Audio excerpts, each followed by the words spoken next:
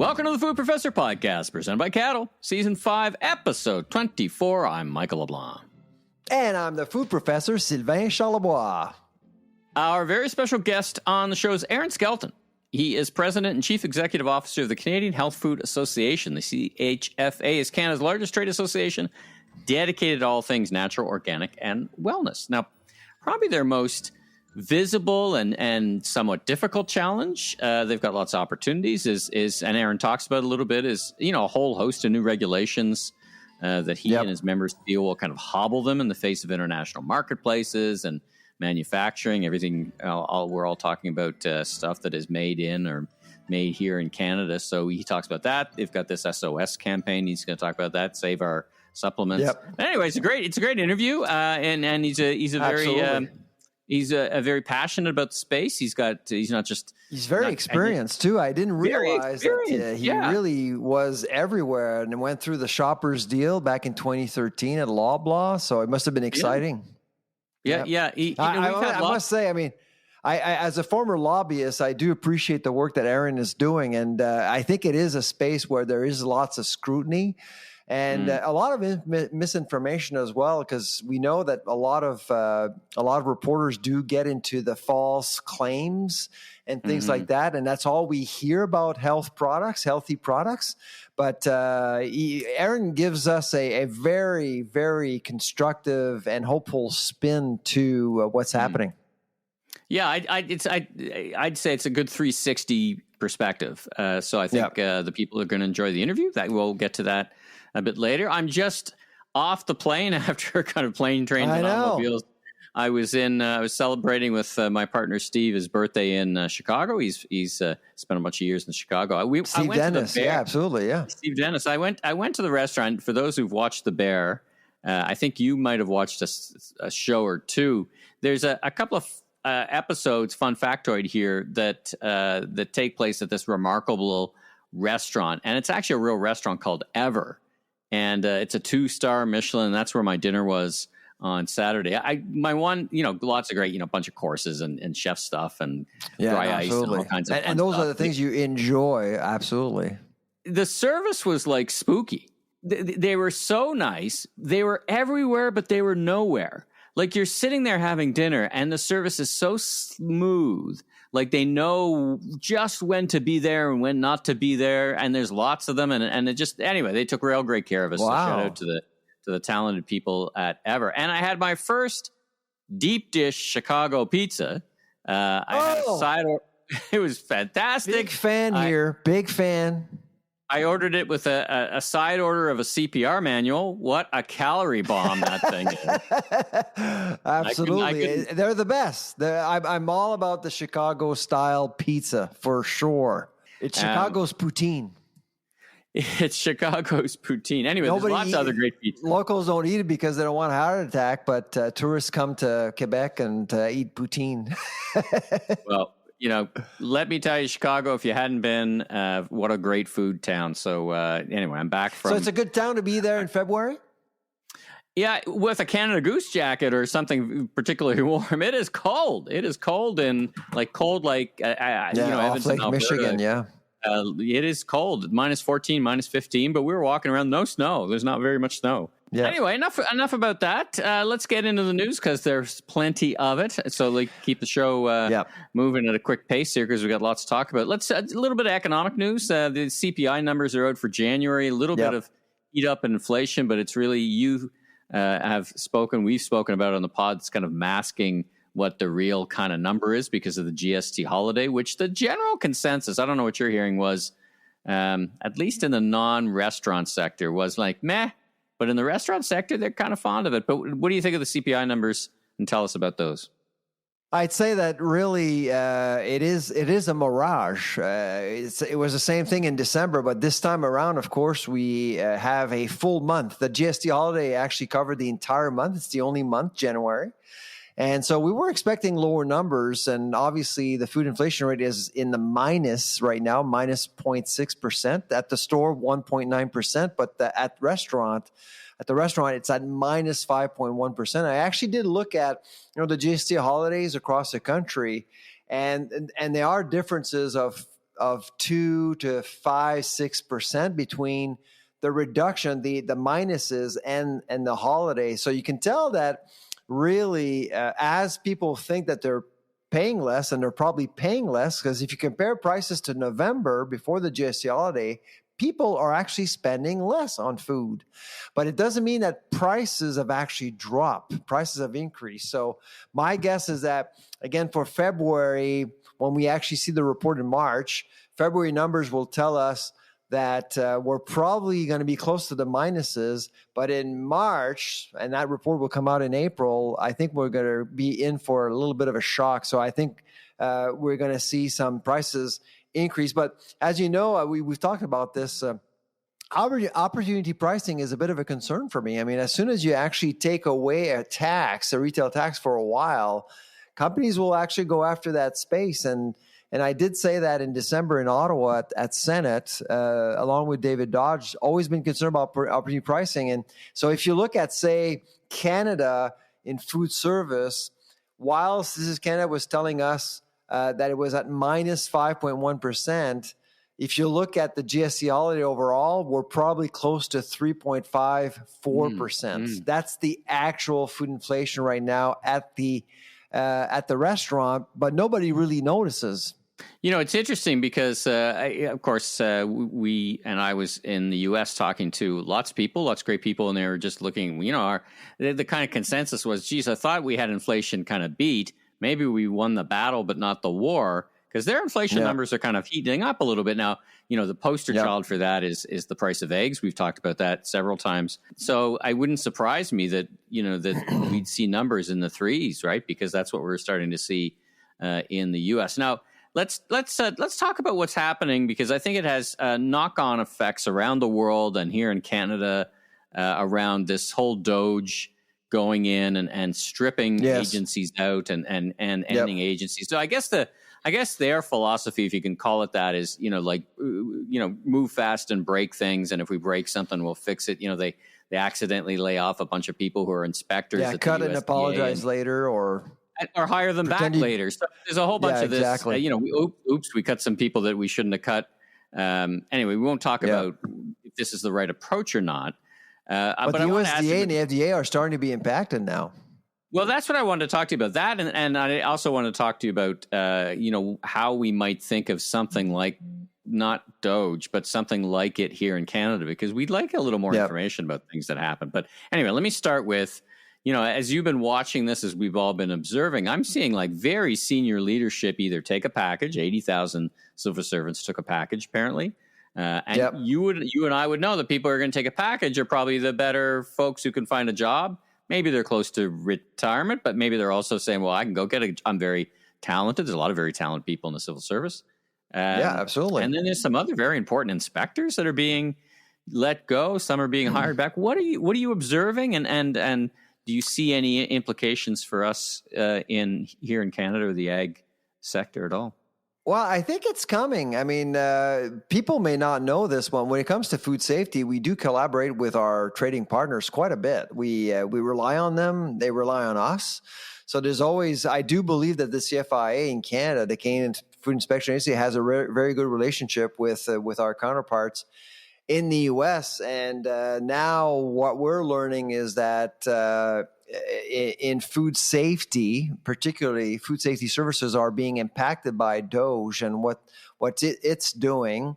The FDA is also being impacted as well, and of course we're starting to see some blame game going on with the avian flu in the U.S. So what are you doing with the United States Department of Agriculture? If you're cutting right now, we're in the middle of a crisis, and of course, when you think about the avian flu, it impacts us. What people may not know is that you do have two corridors that actually allows for the virus to spread through wild birds, the Pacific and the Great Lakes.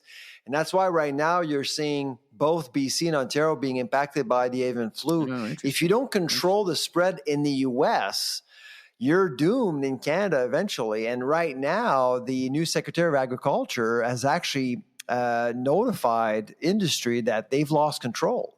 So if you lose control and you have fewer people around to help you, that's a problem. And that's going to be a problem for Canada as well. So they're cutting, my understanding is that they're cutting right now temporary workers, contract workers. And right now, the USDA and the secretary is on record saying that cuts aren't impacting the country's ability to manage the avian flu crisis, but we're not entirely sure. That's the thing, because everything is political. So I'm a little bit concerned about the approach, but overall, I mean, is there waste in government? Of course there is. There's some waste in Canada. And is there a lack of transparency in terms of how the money's spent? Of course there is. There's also something wrong in Canada. For example, in the US, we know that there was over 8,000 food safety inspectors in the US. Good luck finding the exact number in Canada. You did a post about this. I wanted to ask you, that's a great, thanks for reminding me. You did a post that you said in per capita, we had more inspectors. So you have a sense of numbers. I do a two-part question. I guess I'm big on that this episode. But one part is, what's the right number of food inspectors? Because we've seen where there's, and you've talked about this, where there's a few, there's a protocol where we're not inspecting and people have died from the whole plant-based beverage problem that we had, right? So what's the right number? Absolutely. Now you posted a number. So are you extrapolating to get the actual number when you talk about per capita numbers? So I think based on the information I got from the CFIA, I do believe that we have about 3,400 federal food inspectors in Canada, food safety inspectors in Canada. Okay, and you said 8,000 in the US? Over 8,000. So they have about 0.025 inspectors per 1,000 Americans, and our ratio is triple that, essentially. So we have 3 times more inspectors in Canada than in the US. Is that a good thing or a bad thing? To be honest with you, I don't know, because you just asked the really right question. What is the optimal number of inspectors we need in Canada? And nobody can answer that question. Not at the CFIA, not in the United States as well. So I just posted that because I wanted people to, chime in and tell, well, is that because some people say, well, so we're inspecting more. Not necessarily. We don't know what these inspectors are doing on site. And I've always argued to the CFIA, you know what, you should start at least posting reports of these inspectors when they're actually visiting plants. Just don't name the plants, but at least tell Canadians what the hell they're doing out there. Nobody knows. No transparency. Mm-hmm. That's interesting. It's almost like how cities came up with the red, yellow, green, and then published the bad restaurants in reports and kind of shame them into it. That's what you have in Toronto. Yeah, it's not the same model everywhere, but absolutely, that's a very transparent way of doing it. Is there anybody in the world you would point to and say, if it's not America or Canada, that is doing what you described, that has transparency around inspectors, and you would say we should look to them as an example? I think of countries like the Norwegian countries, Sweden, Switzerland, who seem to have things pretty buttoned down. Austria, I think we both think, well, you and I have the Austrian food business. What do you think? I would say that all countries in the EU has a food safety agency, FSA. All of them actually send out newsletters. All of them actually poll people. They're engaging with consumers. Same for Australia and New Zealand. So they work together, similar to how we work with the United States. I think there's a model out there to be more transparent and more engaging. Right now in Canada, for example, the CFIA has an alert system for recalls. And it's very public. You can register, but how many Canadians are registered? 80,000. That's not a whole lot, and it's free. And so you can see that there's no engagement, and the focus is science, which is what you want. But at the same time, if you want to be transparent, you got to engage with people. You got to inform them. You got to give them information they actually want, not just bad news and telling them what's not to eat and what's dangerous to eat because that product is recall. Why not tell Canadians when a recall is over and when it's time to eat a product when the recall is over? That's the thing, and it's always about the negative, not necessarily about the positive. And I know that the industry is really upset about that. Let's talk about some new research that you engaged in. I think Cattle had our friends at Cattle had a hand in it. And we've touched on this topic before, you and I, with Cattle, because we're both intrigued by, how shall I say, the lack of enthusiasm by Canadians, and not just Canadians, Americans as well. It really hasn't taken off much in the States for online grocery shopping. So we did some research last year, and we asked people, and it wasn't really a money issue. It was like, I really just want to go to the store. I want the experience. Maybe I don't want somebody else picking my fresh fruits and vegetables. I want to do that myself. You did some new research. Tell us about it. Yeah. So first of all, I mean, we are selling more food online compared to, so pre-COVID, the ratio was about 1.8%. So 1.8% of all the food sold in Canada was sold online. Now we're up to about 4.5%. And now, are you talking, just so we're clear, are you talking retail, grocery and retail? So you're not talking restaurants here. You're not talking Uber Eats, or you're just talking kits, grocery. No food service. That's right. Just retail. And so give me those numbers again. Up there. Pre-COVID, about 1 and change, and now what you're... Yeah. And right now we're close to $9 billion, which is not nothing. I mean, it's actually something, but 4.5% is still incredibly low compared to what you're seeing in the US, which is it's north of 10%. The UK is north of 10%. France is north of 10%. So you can tell that we're a lagging country when it comes to online sales. So of course we did survey Canadians, and we're finding out that, what are some of the things that are keeping Canadians away from these services? Well, fees, of course. And you just mentioned it. I mean, empowering a total stranger to pick up your apples and your carrots. A lot of people just can't get over that, and they need to physically go to the store and pick their own things. So those are, I would say, the two main obstacles that the industry is still facing. But it's not going away. I think companies or grocers will continue to invest in these services, but it's still quite slow. I am skeptical in one way. I think home delivery is a very tough model for the grocery industry. There's not enough trip density, but what does seem to work, and it's hard to make money. It's hard to make money, and they're already not making a lot of money. So what I have seen that I was very impressed by, I was at the Amazon Fresh grocery store in New Jersey, and when I was in the store, I think I related some of this, that there weren't a lot of shoppers in the store, but there was associates with 20, 30, 40 orders on the go for picking it for, getting over that part about who picks my food, picking the orders for pickup, like drive-through pickup, so that people weren't getting it delivered to the home. And I think that's a win-win, low cost, right? Because the customer pays, your store becomes a bit of a warehouse. And that was very popular. And they would do that within 3 hours.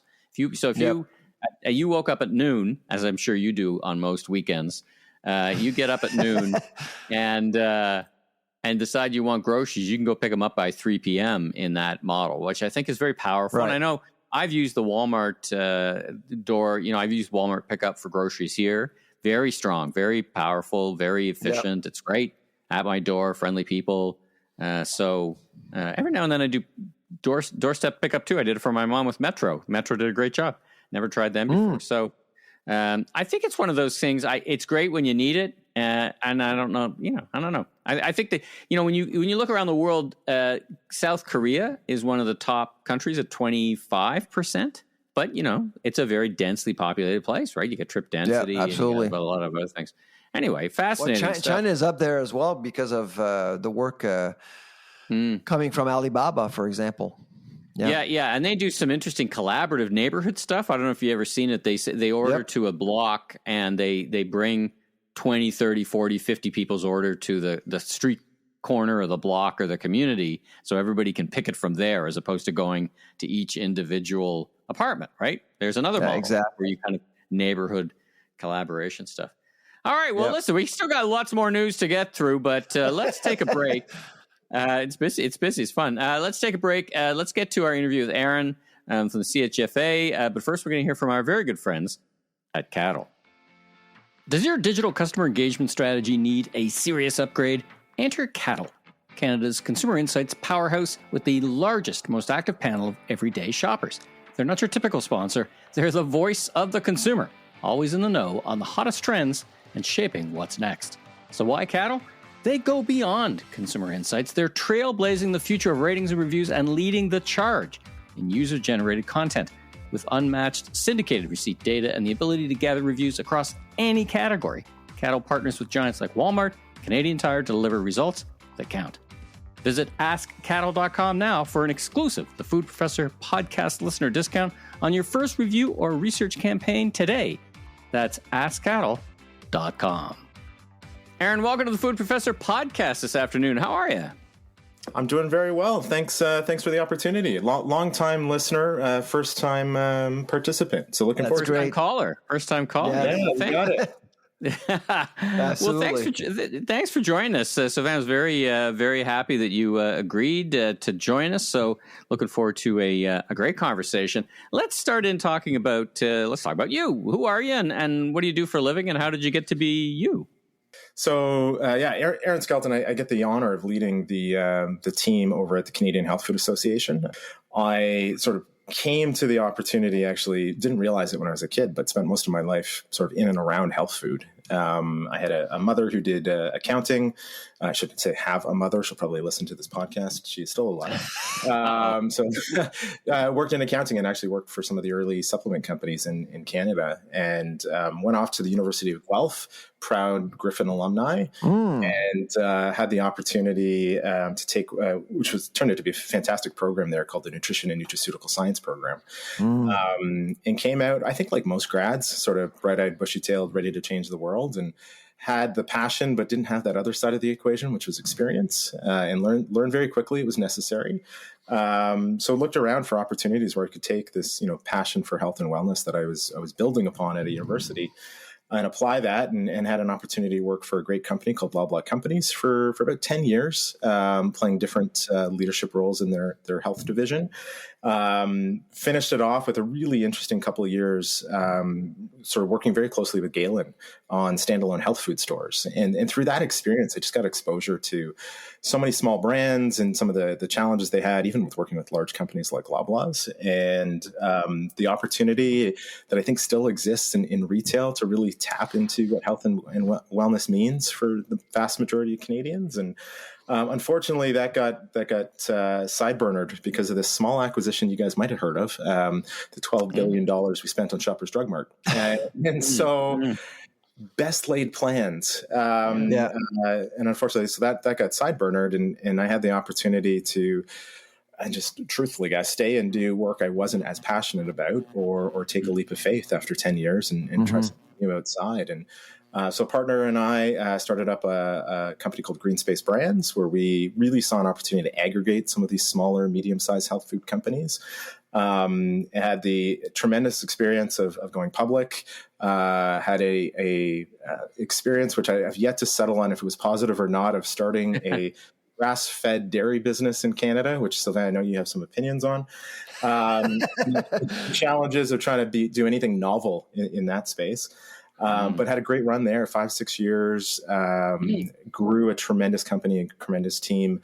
But I got 3 small kids of my own and needed a bit of a change of pace, and did some consulting in between before this opportunity at the association. And it's just not a place I saw myself at this point in my career, but when the opportunity came about, and I just believe there's so much more these great businesses could be doing for Canadians, and connecting retailers to these businesses that, after a few conversations, I realized that this is where I was supposed to be and the work I was supposed to do. And 4.5 years later, we have had no lack of challenges and crises to deal with, current situation included. And it's been a tremendous ride, but we've grown the association significantly. We've built a phenomenal team, and I think we're out there hopefully doing a lot of good work on behalf of our members.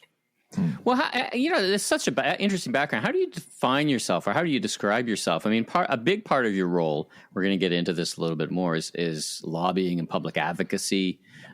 You're also, by the sounds of it, a merchant, an entrepreneur. You're a maker. You're a producer yourself. So you bring a lot of the, I guess, what would I call it? Empathy, for sure, for the membership. But that's a complex business, so to speak, for you to run as an association. Yes. So how do you think of yourself today? Yeah, I think one of the strengths I bring is I don't have that sort of steeped experience in any one thing, and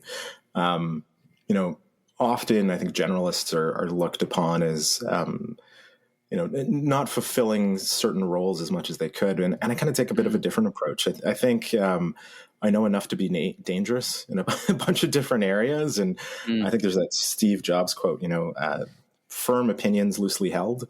And I think it does a lot of benefit in roles like this. You got to have the passion, the belief in what you're doing is for the greater good, because it's, a lot of hard slugging most days. But I think the ability to incorporate all these different perspectives, and I think I've made it to this point in my career being, a very good listener. And I don't think any skill can provide you more benefit in an association world than being able to listen. And the last couple of years has shown that. I mean, the best ideas have not come from me or from my team. Truthfully, the best ideas have come from our community. And being able to tap into that and ensure we've got, conduits for those ideas to rise to the surface, I think has been one of our greatest sort of successes of the last few years. And I guess they would rely on you to take that, to distill all of that, and say, go forth, Aaron and team, and talk to regulators, talk some sense to them about various things that we're going to talk about. Is that an interesting part of your role? It's always new for everyone who kind of starts walking the halls of the political power at the provincial or federal level. Are you enjoying that part of it? If you talk to our board, it's one of the things when I went through the recruitment process, I said, look, I'm a lot of things, but I am not a lobbyist. I had zero experience lobbying government. That is nothing I had thought of nor participated in. And so it's intimidating at first, but what I try to share with people, our members, as we've gone through a couple of the campaigns we've gone through, the more exposure I've gotten to government officials, the more you realize they're just people, and they're just really a true cross section of what Canada looks like. And some are more informed about certain topics and have, more passion for certain areas than they do others. But they're all people, and they're all representing, a large group of Canadians. And when you take that sort of initial intimidation away, it's amazing how enjoyable it can be, Michael. You get to work with decision makers. These are people that are helping to shape the country. And, if we can play some small role in helping to educate and inform better decisions that hopefully have better outcomes for Canadians, it's a really challenging, really interesting, but really enjoyable part of the role. You've touched on some of the members. How would you segment them? You've got some natural people who make natural products. You've got some other larger companies. You've got smaller companies. You probably have startups. And we're going to get to the kind of the state of the industry. I'll pass the mic to Sylvain in a minute. But I'm kind of curious about the makeup of your membership and how you think about that. Yeah, I often describe it as one of our biggest advantages, but also our biggest challenge. Our membership isn't a stakeholder group within an ecosystem. It's the actual ecosystem. To your description, we've got large national organizations, LeBlanc Companies is a member, Sobeys is a member, Patterson Food Group is a member, but then we've also got mom and pop corner shops that are third and fourth generation retailers. We've got startups, pre-revenue, we've also got large multinationals. And everything in sort of the value chain between those two. And so it's an interesting element. I think it allows us to speak much more informed, I think, when we do a lot of our advocacy work, because it's not particular to one stakeholder. And that's not demeaning any of the work, RCC does or FHCP does. I think they do great work for the lane they're in. Ours is just different. And I think that allows us to have a much more broad take on some of these challenges and speak to it from more of a complete and cohesive perspective. You probably didn't know, Aaron, but I used to be a lobbyist before I became an academic several decades ago, of course. Lobbyist today? Is that how you describe it? Yeah. Yeah, exactly. But I mean, I'm sure that as being a CEO of your group, you probably spent a lot of time at Health Canada and with regulators. What are some of the battles that you're dealing right now when it comes to regulation? And we all know that your space is heavily regulated, but what are some of the battles you're fighting right now? Yeah, I think there's always, I mean, in any industry that's regulated, I think you're going to have ongoing discussions about how things could be done better. And I think those are healthy discussions to have, and I think they're important. By way of context, though, I think what's interesting about sort of the battles we're fighting today is the backdrop of how Canadians are engaging with these products. So, like if we take natural health products specifically, we now, through our research, have shown that 82% of Canadians use a natural health product on a regular basis to help, optimize, maintain, be You said 80%? 82% of Canadians. 82%. Wow, yeah. I didn't know that. That's amazing. So quite honestly, it's probably understated. And the reason we say that is natural health products incorporate, vitamins, minerals, toothpaste, sunscreens, things that people generally know, but it's also things like deodorant or the fiber product that so many people take on an ongoing basis. So, NHPs... Hold on. You said toothpaste. So if I use a Crest toothpaste, that's a natural health product, or are you talking about a different type of toothpaste? No, in a lot of cases it will be. It depends on the claim and the ingredient. So we actually work quite closely with Cosmetics Alliance, that association that's specifically for cosmetics. And we have this debate all the time that you can have toothpaste and sunscreen. If your sunscreen has an SPF claim, it's a natural health product. And so, the products can be very similar in actions, but depending on how they're positioned and what claims are made, they get categorized completely differently and are, imparted different regulatory frameworks. So, it's complicated and convoluted. And in a lot of cases, I think it leads to confusion with consumers. But what we do know is a lot of people use them, and a lot of people are using them for really good reasons to manage and navigate their health. So, So that's your question about what the battles we're facing. I think under that context, we've got changes in regulations and from Health Canada that have been proposed, and some have been enacted around things like labeling changes, which seem somewhat vanilla in terms of a discussion, but there's massive impacts in that. Oh, I agree. Absolutely. Confusion at the consumer level should be something we all care about, but lengthening ingredient names to incorporate the Latin description does nothing to improve the ability for consumers to understand it, nor does it shrink the packaging. In most cases, we've been able to prove it will increase the size of the package for no other reason than just packaging, product there. We've got situations where they'll have to go from a bottle to a box, from a box to an insert. It was an ill-conceived program that they look to really mimic a lot of what happened with over-the-counter drugs.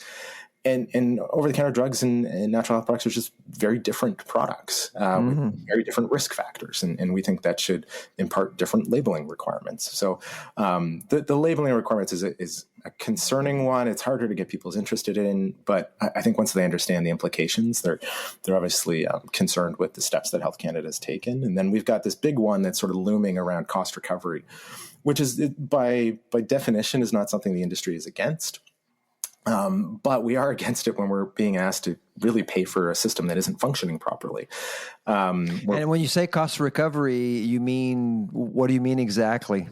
Yeah, so it'll run the gamut from site licensing, so just to have an establishment that is licensed in Canada, product licensing, but then there's a scale within the product licensing. So, new, novel, complicated items to bring to market could impart, north of $50,000 a SKU just to apply for the license, which, on the surface, and you think of the growth in the industry, people might not think was a big concern, but very different than pharmaceutical drugs. Natural health products, we don't have any intellectual property associated with it, right? People do a lot of work to develop these products, bring them to market, but there's nothing to protect them from someone else coming in for a period of time and knocking that product off, which is a very different model than the pharmaceutical world.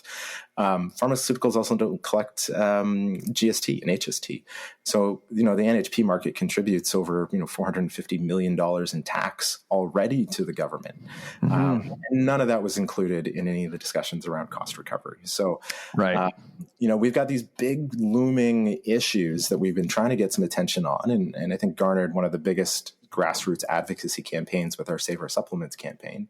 But ultimately, our concern is if these things move forward unadulterated, we're looking at increased cost for these Canadian compliant companies. And again, I highlight that they're Canadian and they're compliant. We're through our research with Deloitte have shown that we're anticipating a reduction of businesses and of assortment, just because they'll have to rationalize the SKUs that they can bring to market. And the SKUs that remain on shelf will go up in cost. And that was all before sort of these very present tariff concerns. So you can imagine now taking that and layering on top, a potential 25% increase on these products. It just becomes very unattainable for everyday consumers.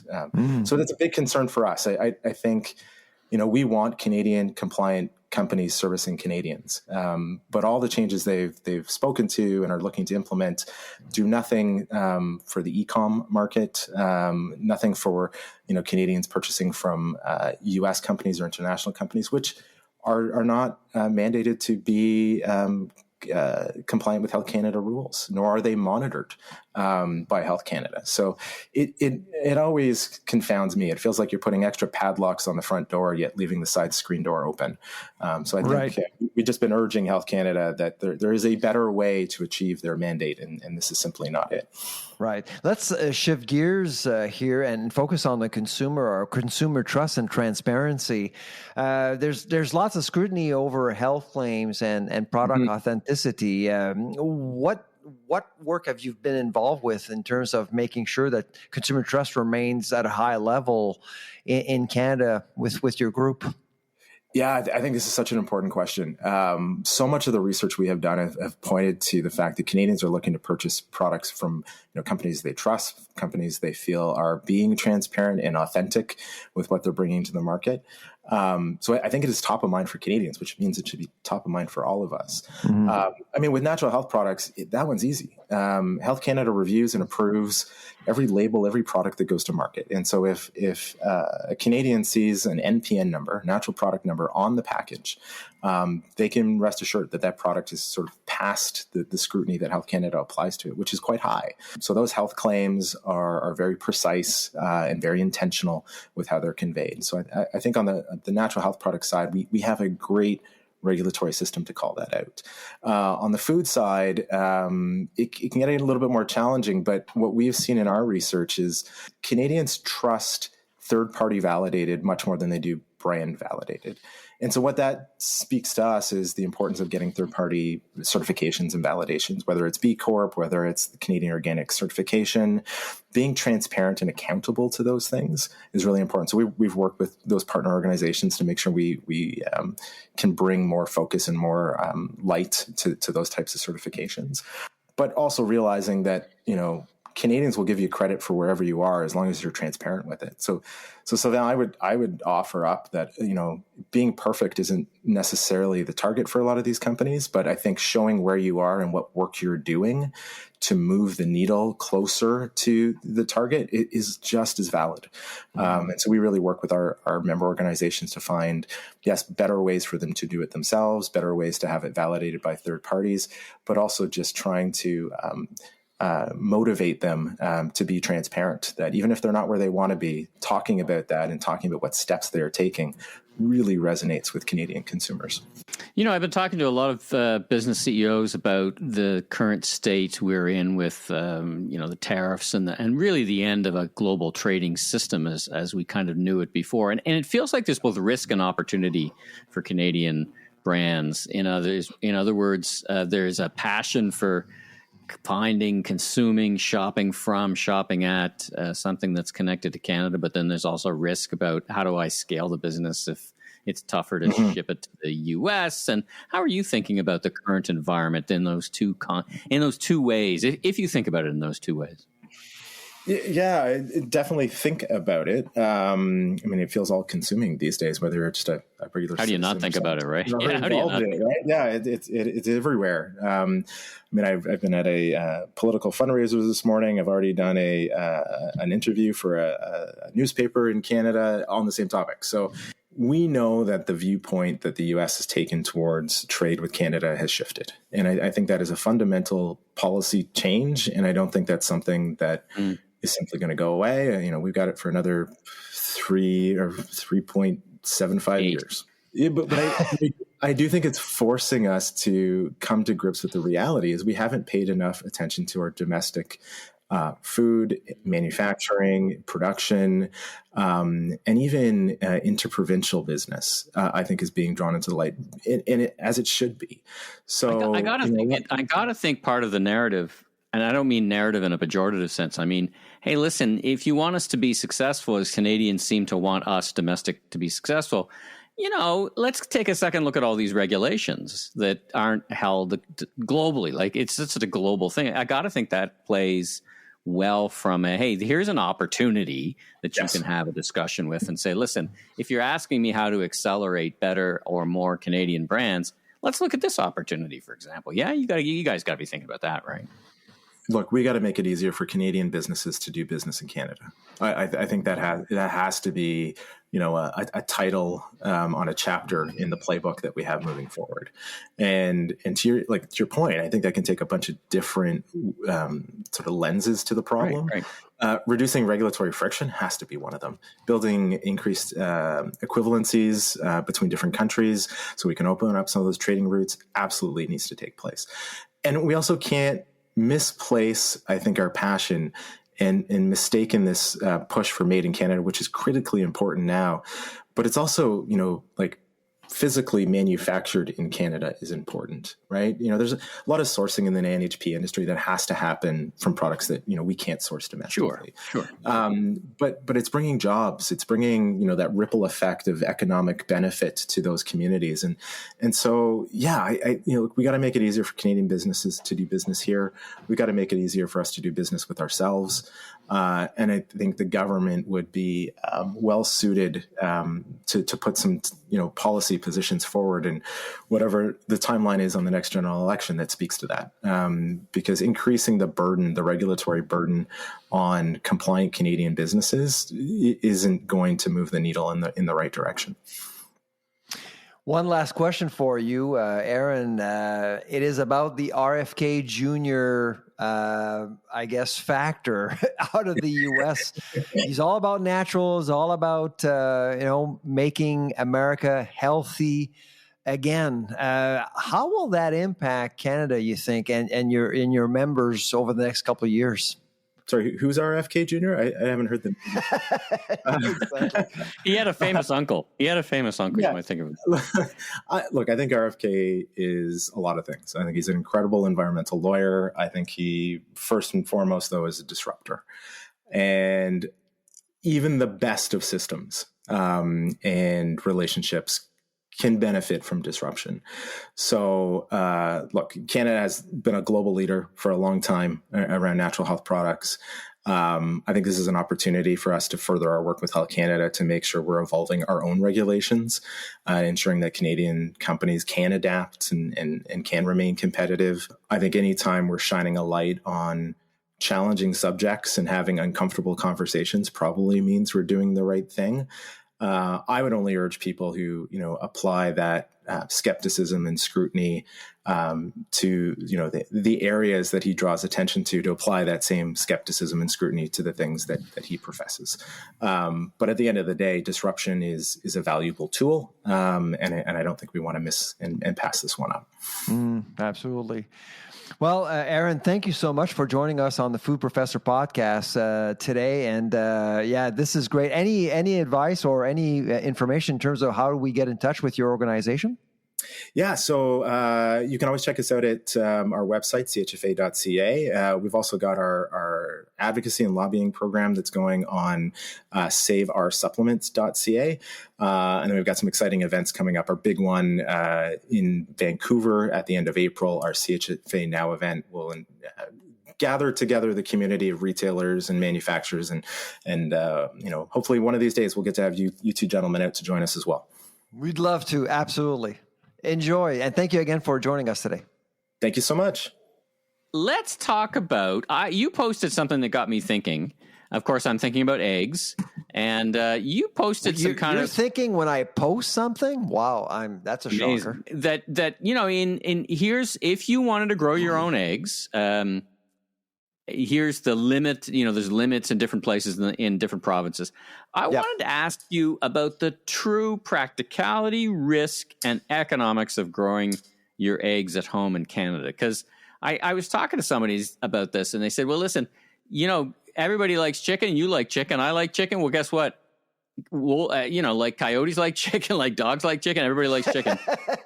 So you got to protect your chickens. So you just can't throw them in your backyard, or they'll be gone in whatever. So there's some expenses in pens. There's some, does it all add up? You got to feed them. You got to take care of them. You got pens. Have you seen some of these places for chickens? They're called chicken spas. I mean.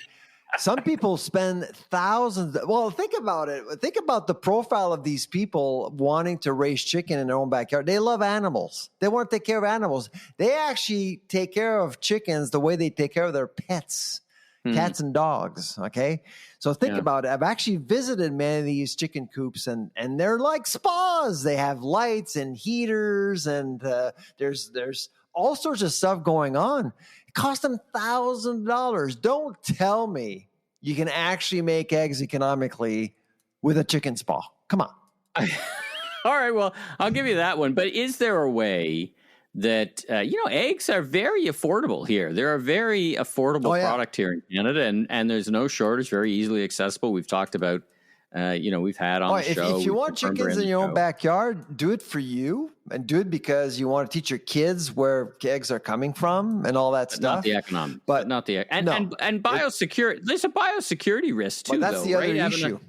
Tell me about that. Say more. That's why farmers are very concerned about urban agriculture and livestock in cities, because it could actually allow for the avian flu to spread even faster, and that's been the number one issue. Because if you don't know what you're doing with chickens, and you don't have a vet around, things can get really out of control very quickly. So obviously, it's important for cities to support city dwellers in terms of how to take care of chickens. Some cities do allow them, some don't. But if they do allow them, they typically do a pretty good job briefing people in terms of how to keep chickens safe and people safe as well. Because we're hearing more cases in the United States of humans getting the avian flu, and dairy cows getting the avian flu, like via raw milk, for example. Yeah, exactly. So you need to be extremely careful. So again, if you want chickens and lay and have eggs, fresh eggs in your own backyard, that's great. But you got to take some proper precautions here. Let's talk about what's going on in Saskatchewan. So I remember you and I were at a Cial a couple of years ago, and we were talking to some folks about, and you were very excited that there was going to be some more canola processing, processing, not just harvesting, because you've long been an advocate of we should not just harvest stuff, but we should add the value too. And there's a big announcement about canola processing in Saskatchewan. That seems to have been put on hold. Now, I just read a quick article about it that seems to be a little tied to what's going on with tariffs, but also some broader economics. What do you know about it, and what can you tell? That's the cost of uncertainty, right? If things are uncertain globally, it pushes investors away, and that's kind of what's going on. The announcement was actually made a couple of days before Donald Trump's inauguration, so you can tell that some investors, I think there are 3 or 4 companies involved here, and it's a $2 billion project, 2 crushing plants in Saskatchewan to value add canola for meal and biofuel, right? It was a biofuel as well. Was one of the objectives, right? So 40% for biofuels and 60% for the human chain. And frankly, that's the way to go. I mean, that's what you want to see in the agricultural sector. That's how you support your farmers. That's how you grow the agri-food economy. So it was a really tough decision to take, I'm sure, by the partners. And certainly I can understand why they're pausing. They're not canceling the project. They're pausing on a project, which is a sign. I mean, it's a sign that right now is not the right time to do it. And so they're just going to wait for the right time. But when will that be? That's the thing. Here's my question to you: is this if let's say the government stepped in and became one of the partners, is this government shouldn't be picking winners and losers, or B, governments can have the ability to step in and make certain guarantees to move that industry forward in Canada, as we're going to now need to think more about which of those two things. So let me reframe the question. If the Canadian, Alberta, Saskatchewan government, whoever said, listen, I'll come and I'll do some guarantees that you won't lose your money, is that a good idea? Yeah, it's in Saskatchewan. They don't think that way. They just, with vertical integration, they don't want government government involvement is a bad thing.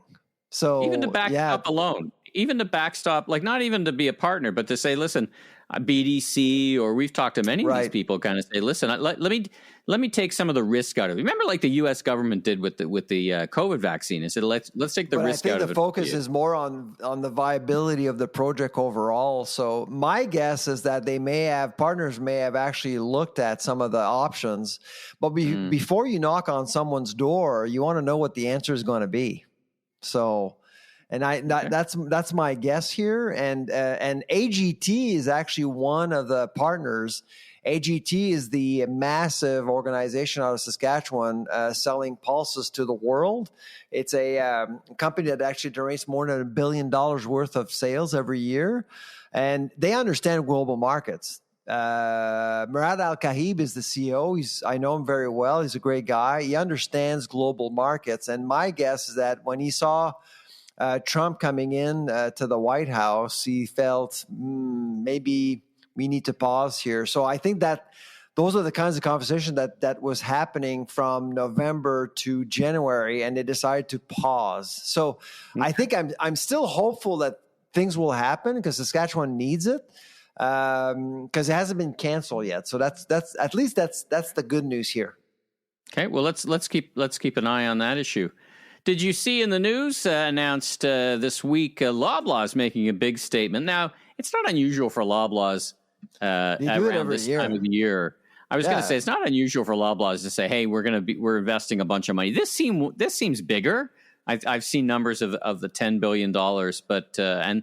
What caught my eye about it, as you said, it's kind of an annual thing, is that they're going to open, 40 more stores, all in the value segment. So it does seem to be trending down. They're thinking there's growth. Well, we talked about it last week. Value segment. So it's consistent to our discussion last week. But I mean, it's always interesting to see these announcements because they never brag about the number of stores they close. They always brag about the number of stores they open. And Loblaw will close anywhere between 10 to 40 stores a year. We all know that. So it's the illusion that the company is growing, and the company is growing. It's just it's an annual thing, and when you understand the business and you're in that business as long as we've been, it's kind of repetitive.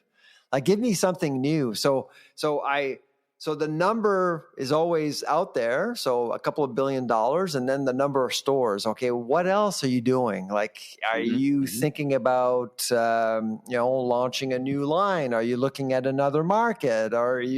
What's going on here? And of course, they don't want to be too transparent because it is, after all, a company. But I guess the new thing I saw, Per Bank, of course, was on the show, very generous with his insights, and I saw him doing a stand-up interview with Tina from TNT as they expand into America. That's in new. The U.S., yeah. They seem to be having some success with that. We'll have to get one or two of them, or maybe them both, on to talk about how that's going. All right, let's end on a couple things. First of all, it's been a difficult week if you believe in freedom in the Ukraine, with some statements being made. Take your shot of whiskey or whatever. Now, we're not a political podcast, but we have talked about over the years how important the Ukraine is from an agriculture perspective. And I guess there feels like there is some movement that might bring the war to an end. Of course, that movement isn't Russia just leaving, which would bring the war to an end. But there's a lot of work, right, to get that agriculture and that commodity and that industry up and going again. Do you have any optimism that they might, they've been doing some agriculture exports. I've kind of lost track. They're not offline. They're still, I mean, the Ukrainians are a resilient group. I mean, absolutely. But they've lost. I mean, when you look at agricultural output over the last 3 years, and of course, next week is the 3rd anniversary of the invasion, which is why we're talking about this right now. Agriculture in Ukraine has lost over $85 billion. And one of their biggest exports is wheat. And wheat is 20% of all the calories consumed on Earth. That impacts us. We need Ukraine. We need Ukraine at 100%, and we need peace. So I don't know exactly how that path looks like right now, and my guess is going to be really darn tricky and highly political. But from an agricultural perspective, from an agri-food perspective, it's important that we actually get to a settlement at some point so we can actually get people to work again in the agri-food sector. Ukraine actually has lost anywhere between 80,000 to 100,000 people. 400,000 Ukrainians have been injured as a result of that. And my guess is that there are probably thousands of farmers in that group. Thousands of farmers. And on top of that, and you know this, Mike, there's lots of landmines around. And there's probably a lot of fields that are not practical anymore as a result of the war. So you need to get over that. Yeah, it's going to take a lifetime, literally a generation to clean up. So I'm concerned, and I'm just hoping for peace very soon. It's been 3 years, and it's been bloody. It's been costly, human-wise, ag-wise. So let's hope for a settlement soon. I wanted to finish with a little bit of a twist on why did the chicken cross the road and go to Texas? So news out today, and it was funny that it actually made the news in some ways, but Kentucky Fried Chicken, KFC, also known before as Kentucky Fried Chicken, which is part of a bigger conglomerate of Yum Brands or whatever, they've decided to move their head office out of Kentucky and to Texas, probably for whatever reason, but a consolidation of other brands. Maybe it's cheaper. I don't know. Kentucky's not a high tax state, but whatever. It's going to be called TFC, Texas Fried Chicken. This is heresy to some people. Like, people are really getting, I guess it's good for the brand. Who thinks of KFC? I guess they're thinking about them now. What do you think? Good for the brand? Is it just, well, I mean, not I think Texas is I mean, the argument was actually out there, and they actually acknowledged that Texas is a business-friendly environment, and KFC, which is owned by Yum, by the way, Yum Brands.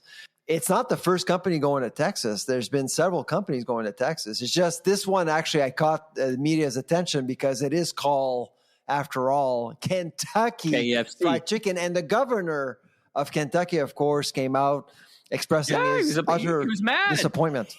And by the way, Kentucky Fried Chicken is one of the largest food chains in the world. They have over 25,000 stores, restaurants out there. It's a big deal, absolutely. And it's a big category, right? Like the amount of fried chicken out there. I was at a place, I was at a donut place. It was a donut and fried chicken. And oh my God, Do Right Donuts. If you want the best donuts I've ever had in my life, like the Do Right Donuts in Chicago. There you go. Another reference. Anyway, I wanted to end on something fun because some of this stuff's pretty serious, of course, but that's kind of fun, I guess. Absolutely. Why'd the chicken cross the state lines? I guess we'll kind of revise the saying. Anyway, good. Texas. Good to see you, my friend. I'm Michael LeBlanc, media entrepreneur, consumer growth consultant, and a bunch of other things. And you are? I'm the food professor, Sylvain Charlebois. Safe travels, everybody. Take care.